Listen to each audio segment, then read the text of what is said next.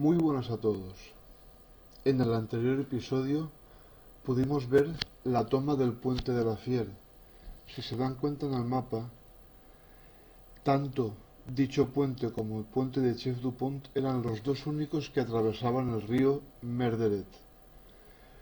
Esto lo convertía en un punto estratégico de vital importancia para cortar los posibles contraataques alemanes en la zona y permitir a las tropas que salían de Playa Utah poder atravesar el río en su camino hacia Cherburgo.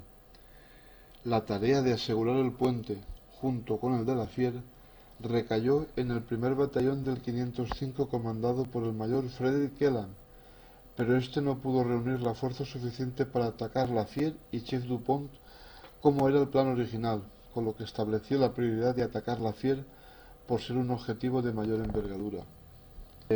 Ante la situación, el general James Gavin envió una patrulla para buscar otro punto para el cruce del Merderet. Comprobaron que, una vez más, de manera inexplicable por parte de los alemanes, los accesos a esta arteria principal en Chef du Pont estaban abiertos. Sin perder un minuto, el general Gavin envió al teniente coronel Edwin Osberg, al mando del primer batallón del 507, con más de 100 paracaidistas, a tomar el puente a la carretera antes de que los alemanes pudieran reaccionar. Avanzando por la vía del tren hacia el pueblo, esta misma vía del tren es la misma que utilizaron los americanos como punto de referencia para avanzar hasta la retaguardia de los alemanes en la batalla por el puente de la Fiera. Tras avanzar por esta misma vía del tren, que entraba en la localidad que lleva el mismo nombre que el puente Chef du Pont, llegaron hasta la estación de tren. Una vez en la estación de tren, Osberg partió sus fuerzas. Unos hombres fueron dirigidos hacia la parte nordeste para asegurar el pueblo ante posibles contraataques por esta carretera.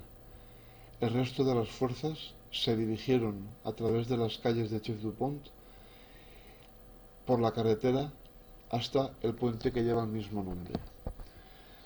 Una vez hemos visto el croquis que aparece en el plano, vamos a ver la situación y cómo se desarrolló todo esto sobre el terreno.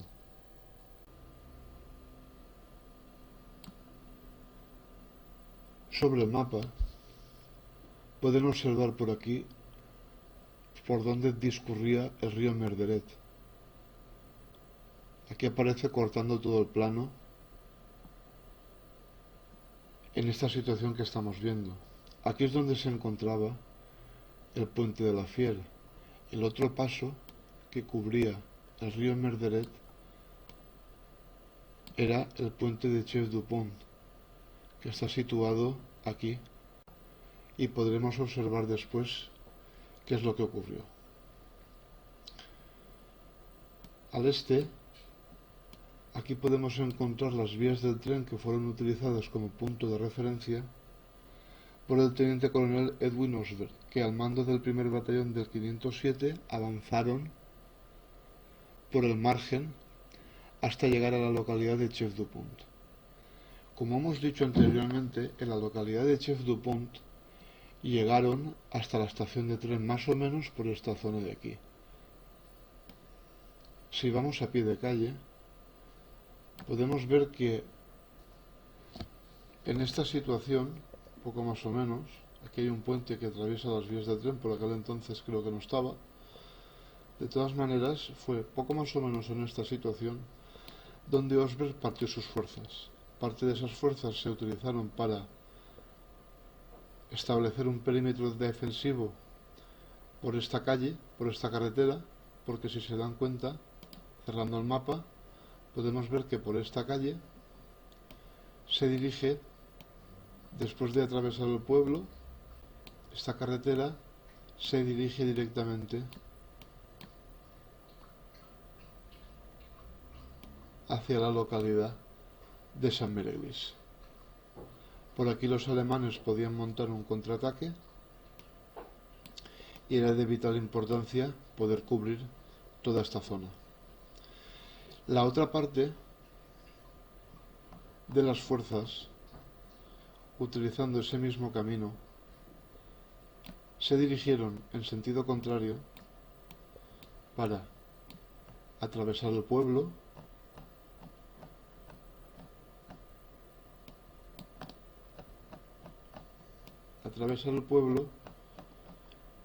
y a través de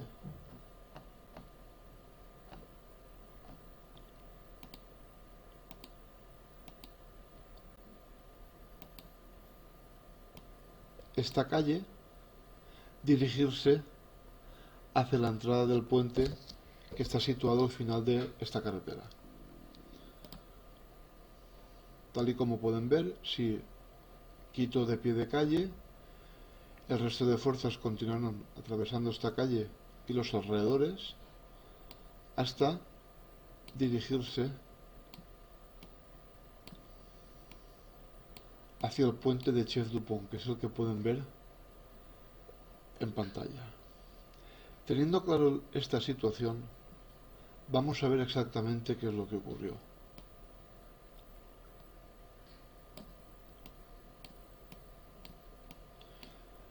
Aquí volvemos a la estación del tren, donde Osberg partió sus fuerzas, y vamos a ver qué es lo que pasó.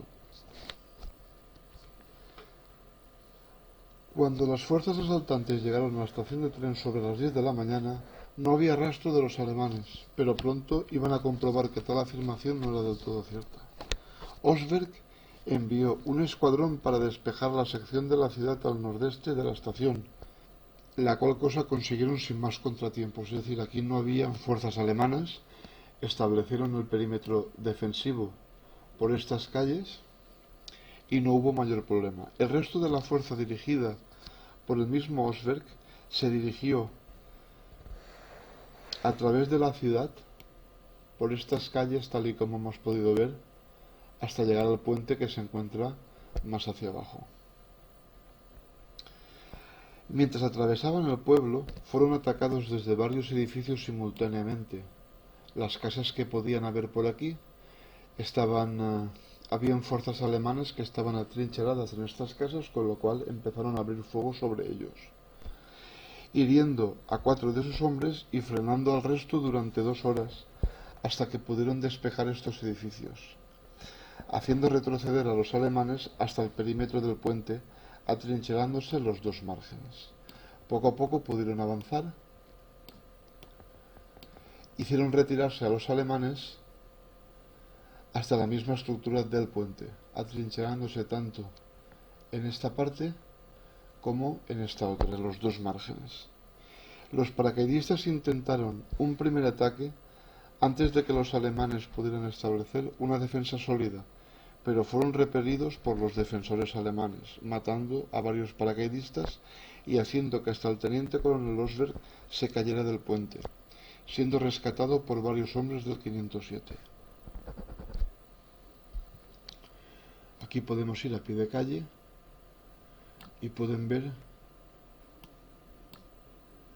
el puente de Chef Dupont, la estructura. Aquí es donde estaban situadas las fuerzas alemanas. Por todo el perímetro defensivo cubrían toda esta explanada que pueden ver ustedes en pantalla,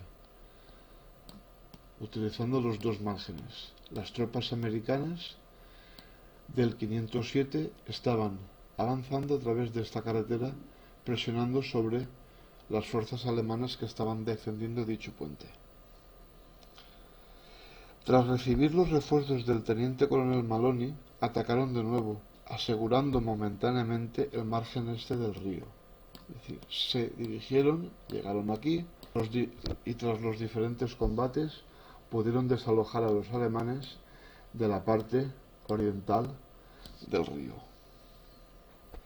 Por la tarde, el puente de la Cier sufrió un contraataque alemán brutal, por lo cual el general Garen se vio obligado a retirar de Chef Dupont a las fuerzas de Maloney, dejando solos a la defensa del puente de Chef Dupont a 34 paracaidistas al mando del capitán Roy Crick del 507. Estos pocos paracaidistas fueron diezmados por el fuego de fusilería y de un cañón alemán desde la orilla occidental. Los alemanes tenían situado un cañón en esta margen, con lo cual desde aquí estaban hostigando a las tropas paracaidistas que se encontraban diezmadas en esta parte del río. Después de que uno de los aviones C-47 que transportaba suministros les dejara caer en las inmediaciones munición y un mortero de 60, los americanos pudieron devolver el fuego desde estas posiciones hacia las posiciones alemanas. Poco después recibieron refuerzos, llevando con ellos un cañón antitanque con el que consiguieron destruir el cañón alemán. Los alemanes, con refuerzos del regimiento de granaderos 1057, atacaron a través del puente en esta dirección de aquí, para intentar desalojar a los americanos, pero fracasaron tras sufrir cuantiosas pérdidas.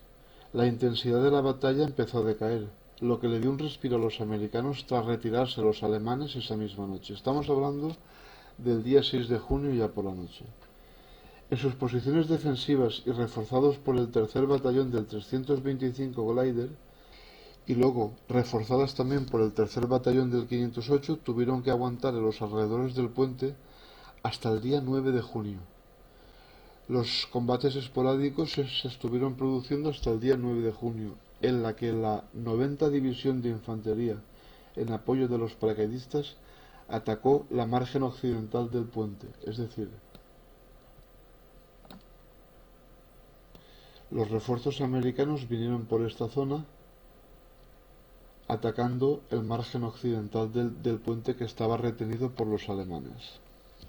El primer batallón del regimiento 358 cruzó el puente bajo el fuego enemigo a las 5:30 horas de la madrugada, eliminando a los defensores alemanes y tomando por fin el puente de Chef du Pont.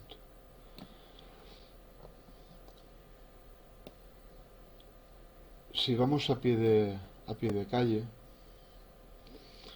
pueden ver un puente de lo más normal, es decir, ustedes pueden pasar por el coche o pueden pasar a pie y no notarían que aquí, desde el día 6 hasta el día 9 de junio, hubo una batalla de proporciones épicas.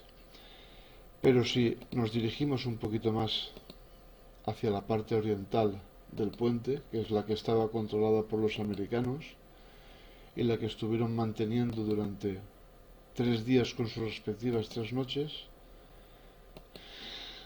encontraremos